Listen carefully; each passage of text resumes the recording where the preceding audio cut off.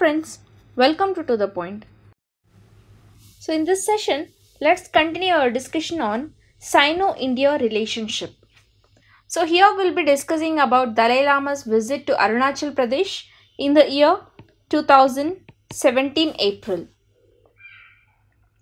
and the importance of Tawang and what were the Taiwan issues and all such things. China, it warned India of adverse diplomatic consequences for allowing Tibetan spiritual leader Dalai Lama to visit Arunachal Pradesh in the year 2017, and it was the 7th visit of Dalai Lama to Arunachal Pradesh, which China claims as its own, calling it South Tibet. So China, it was peeved at the fact that New Delhi, it not only allowed the 14th Dalai Lama to visit Arunachal Pradesh, but the spiritual leader was also escorted on the trip by India's Minister of the State for Home Affairs, which Beijing considered a double affront. Pema Khandu, the Chief Minister of Arunachal Pradesh, he also gave the statement that India did not share its boundary with China but with Tibet. So this statement, it could be interpreted as a questioning the one China principle.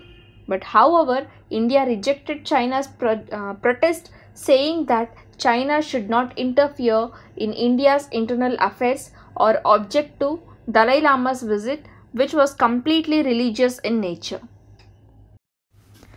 So as a matter of this policy, India has allowed Dalai Lama to visit anywhere in the country, including Arunachal Pradesh, but resisted from making a political statement over his visits.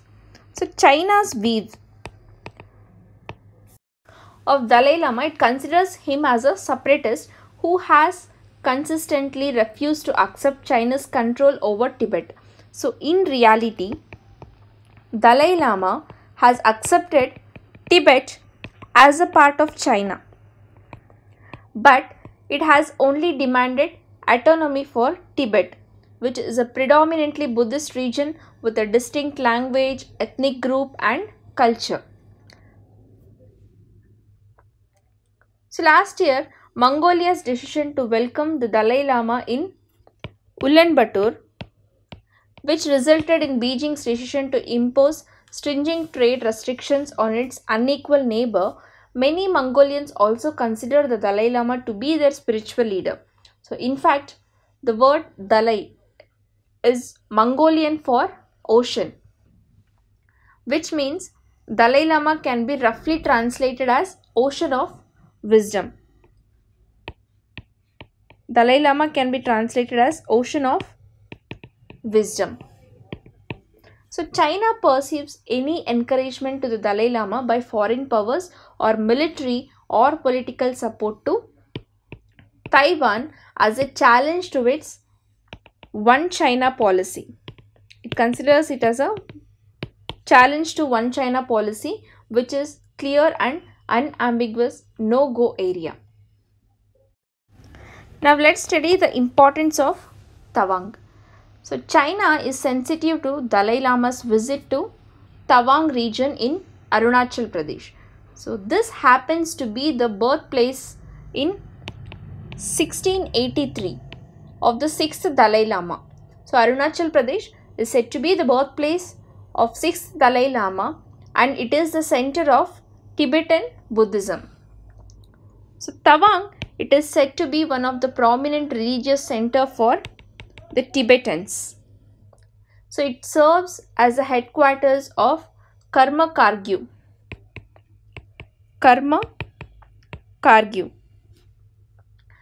which is a sect of Tibetan Buddhist. So the Karma Kagyu sect, it is headed by Karmappa Lama.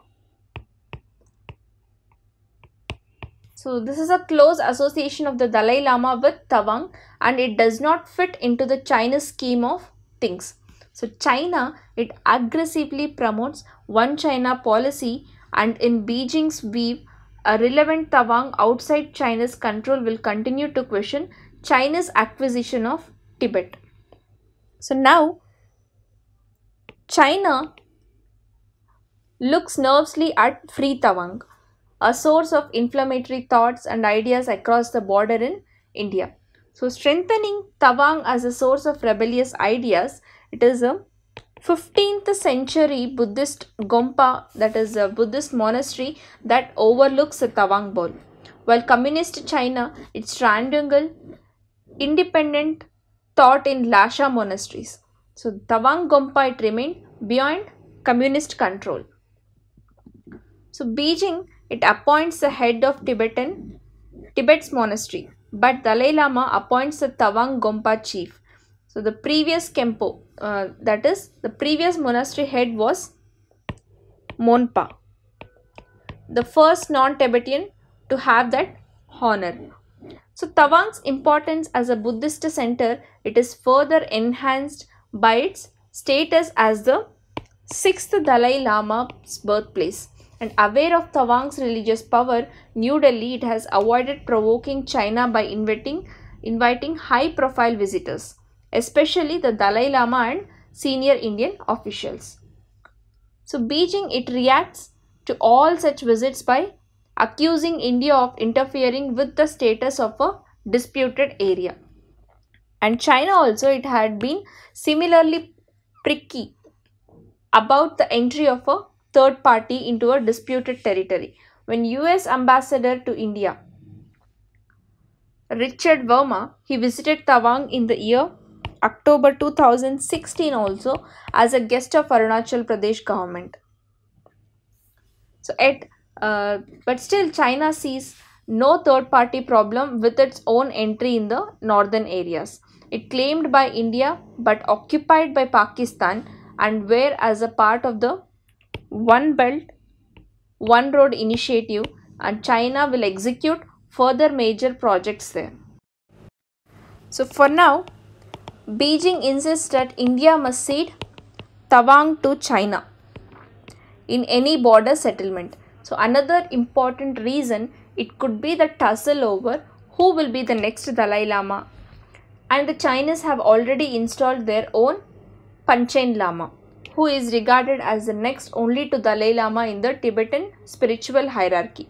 So as per this Tibetan Buddhist tradition, indication about the next Dalai Lama, it would be left behind by the present one.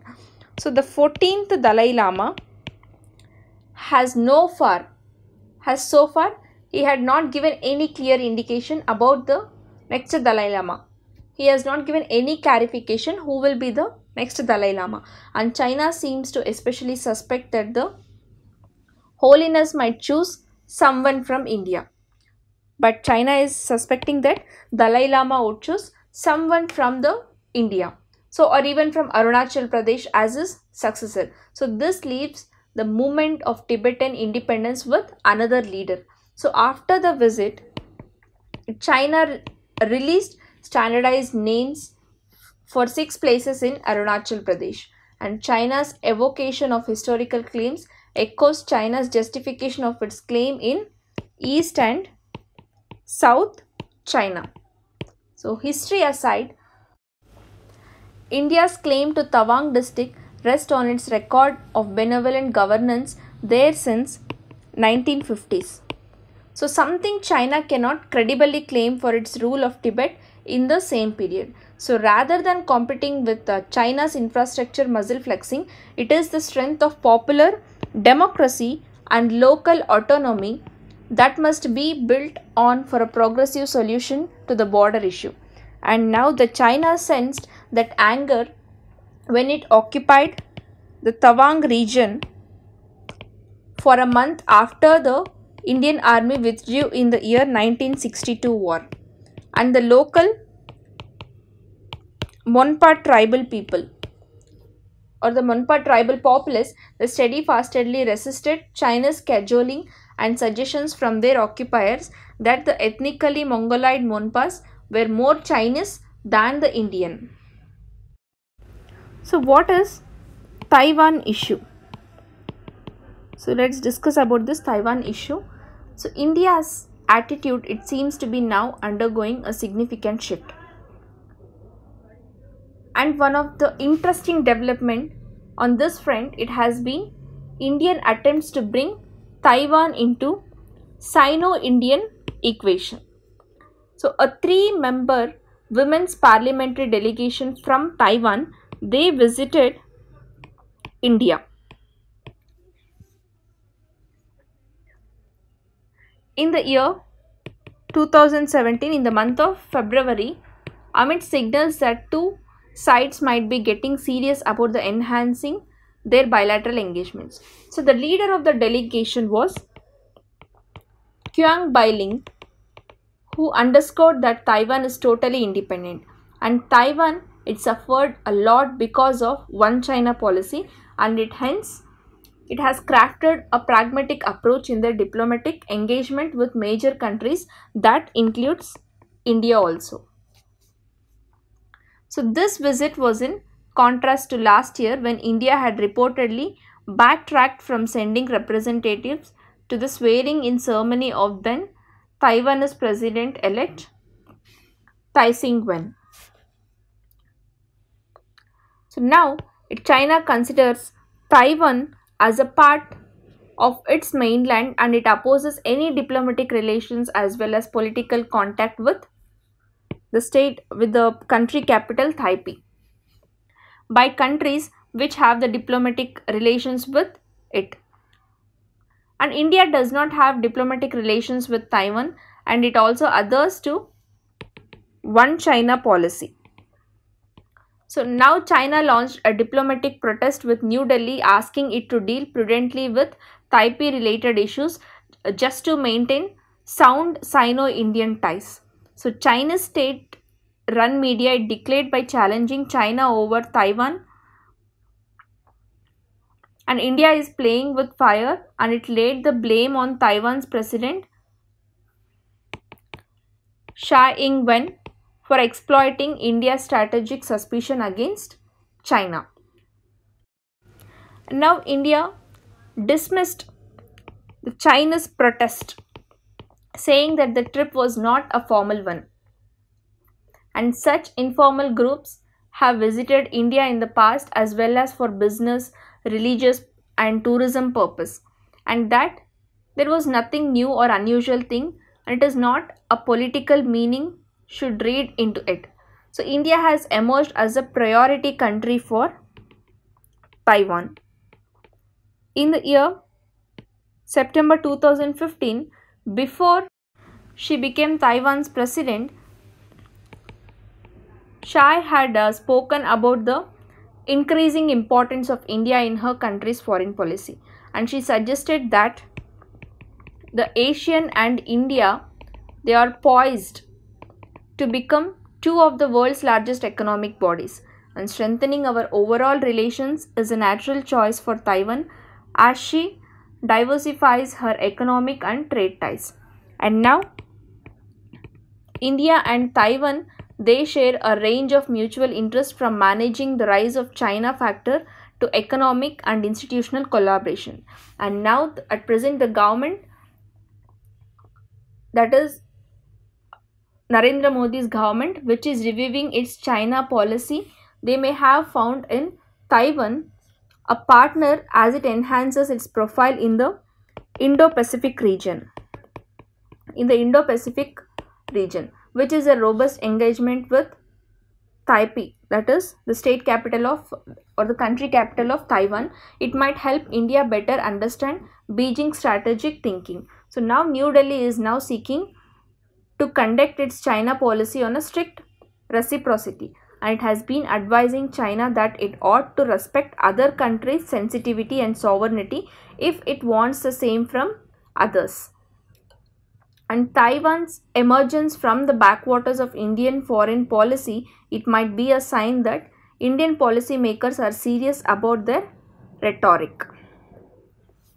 So this is about the Taiwan issue.